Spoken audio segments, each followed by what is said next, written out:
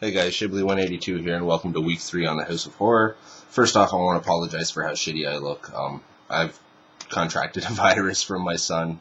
He came home from school sick last week, and I obviously caught whatever he has, so I'm sorry if I'm a little off my game today, and if I keep repeating myself or anything like that. I just wanted to get that out of the way. But anyway, today we're going to be talking about probably my all-time favorite film, and that has to be John Carpenter's 1978 Halloween. Or John Carpenter's classic from 1978, Halloween. Written and directed by John Carpenter. Also, Debra Hill was involved in the screenplay as well. Stars Jamie Lee Curtis, of course, as Laurie Strode. Donald Pleasence as Dr. Sam Loomis. Nancy Loomis as Annie Brackett. PJ Souls as Lynda.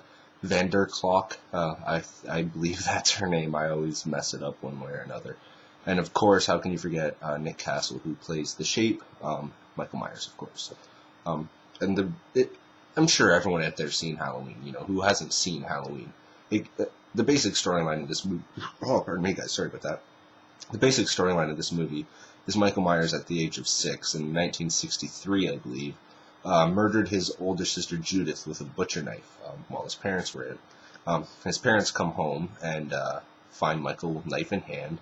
And a long story short, he gets shipped off to the Smith Groves Sanitarium until his 21st birthday, when he's to be transferred to a more maximum security facility, or whatever you want to call it.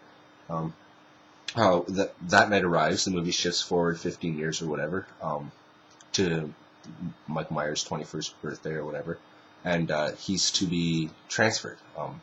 His doctor, Dr. Loomis, played by Donald Pleasence, and a nurse, Marion Chambers, I can't remember who plays her right now, are making their way to Smith Grove Sanitarium when they arrive, and they see all the patients are kind of everywhere doing their own thing. And as you know, at a sanitarium, patients should be locked up and looked after. They shouldn't be wandering around, whatever. So Dr. Loomis gets out of the car, walks up to the front gate to find out what's going on. And as he does that, the Shape, Michael Myers, actually jumps up onto the roof of the car, smashing the window and attacking the nurse inside. If you watch very closely, when he does attack the nurse, when he smashes the window, you'll see a wrench in his hand. You could always see it on the VHS and the DVD, but when you watch this movie on Blu-ray, it is truly right in your face. It's clear as day that, you know, Nick Castle has a wrench in his hand to break the window. But anyway, Michael Myers makes his way to Haddonfield, steals the car, and Dr. Loomis tries to warn everyone that he's on his way back to Haddonfield. No one truly believes him, you know, saying, why would Michael Myers go back to Haddonfield? It's an hour and a half away. He can't drive. Dr. Loomis tries to tell him he was doing a pretty damn good last night. You know, so on. You guys know the story. So anyway, Michael Myers gets to Haddonfield. This is where you meet Laurie Strode. She's dropping something off at the Myers house, the old Myers house, for her dad, who's in realty or whatever. He's trying to sell the house or whatever. And that's where you meet Laurie, and that's really the first interaction between Laurie and Michael. When she's dropping the thing off in the door, Michael's standing on the other side of the door. She doesn't know that, obviously, but you do see that on camera in the shot. But anyway, skip forward to when Laurie's at school, and you meet her friends, Nancy, or sorry, not Nancy, Annie Brackett, played by Nancy Loomis, and Lynda, played by PJ Souls. And they're kind of sitting, I'm not sure if it's a library, or I think it's actually in class, sorry. And Laurie looks at the window, and she sees Michael Myers standing beside the car, just kind of staring at her. She turns away to answer a question to the teacher, looks back, and he's gone. That kind of, it's weird, you know, she shrugs it off, though, whatever. And so the day goes on, whatever. She's walking home with her friends, and this car that Mike Myers was standing by is now driving by them really slowly. And Laurie mentions it to her friends. You know, she thinks she saw that guy earlier in the day, and so Nancy shouts something at him, and he slams on his brakes. You know, now this is getting, obviously you can tell Laurie's kind of getting worried. You know, this guy's been kind of stalking her in a way. But anyway, they continue on home. Lynda leaves, and it's just Nancy and Jamie. Or Nancy and Jamie. I keep screwing up, guys. I'm sorry.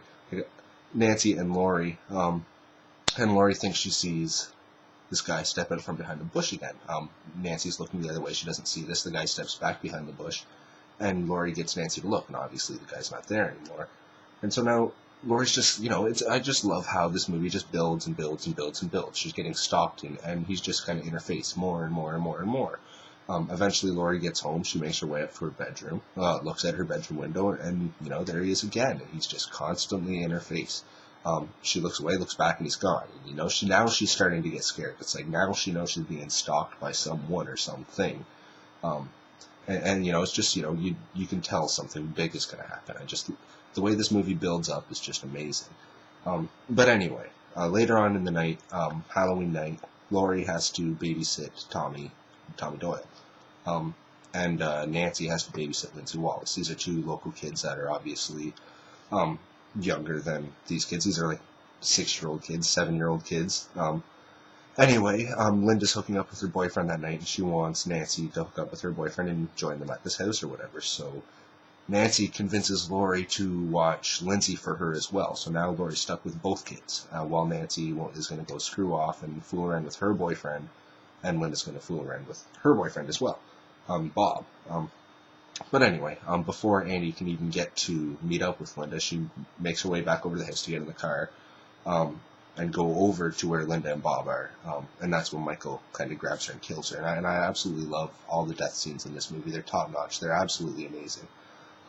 But anyway, after that, he kind of goes forward to, Bob and Lynda having sex or whatever. And probably one of my favorite death scenes in all of horror movie history are these two deaths combined into one scene.